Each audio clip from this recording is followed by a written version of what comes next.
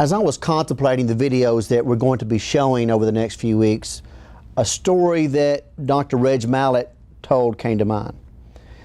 He talks about a church in Holland where the members would kneel or bow in front of a white wall before they would take their seat. They had done it for years and years. No one knew actually the reason behind it, but it was a tradition and a habit. One day the church decided they wanted to spruce the wall up, so they were going to strip it down and then repaint it. As they were removing the old paint, they found a painting of Christ on the cross. So these members didn't know actually why they were doing this, the kneeling at the wall, but they had developed a habit but didn't know the true meaning behind it. I feel that we do the same thing here in our church. When we recite an affirmation or a prayer, sometimes we just go through the motions and don't actually think about the meaning behind it.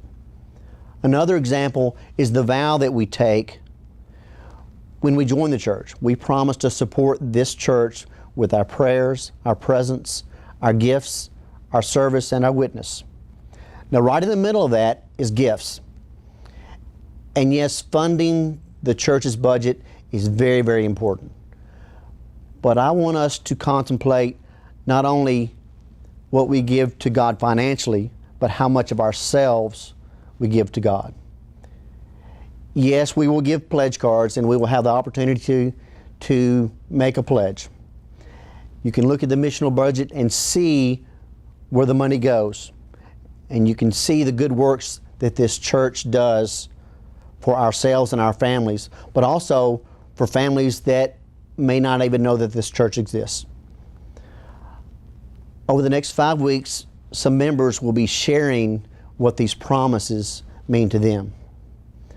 I pray that at the end of October, we will not only put our pledge cards in the offering plate, but at that point, we will put more of ourselves into the offering plate for God and His church.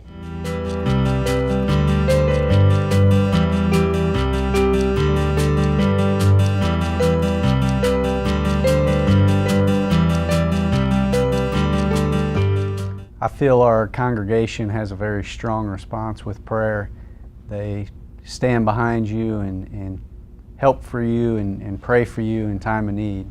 I also feel that I have a part within our congregation to pray for others as they need it also.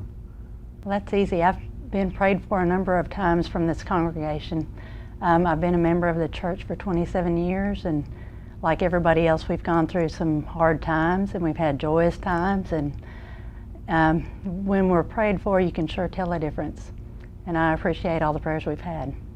It was only a couple of years after I joined this congregation, I was diagnosed with a malignant tumor on my thyroid gland.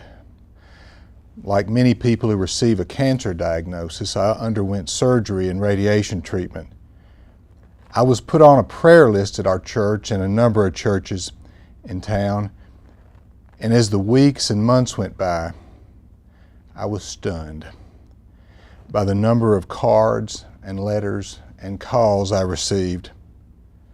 Mostly people were simply calling to tell me they were praying for me. Very early on, I came to realize that come what may, good or bad, Jesus would always be right at my side. And I most strongly felt His presence through the love and care of the people of this church and their prayers. That is what prayer is to me. When we pray, we bring Jesus to one another. When somebody tells me that they've been praying for me, it just really makes me feel happy because I know that I have somebody in my corner that's praying for me, and it just makes me feel like there's not a lot of stuff that I can't do. And it makes me want to have integrity in everything I do because that person's praying for me. And when I pray for somebody else, I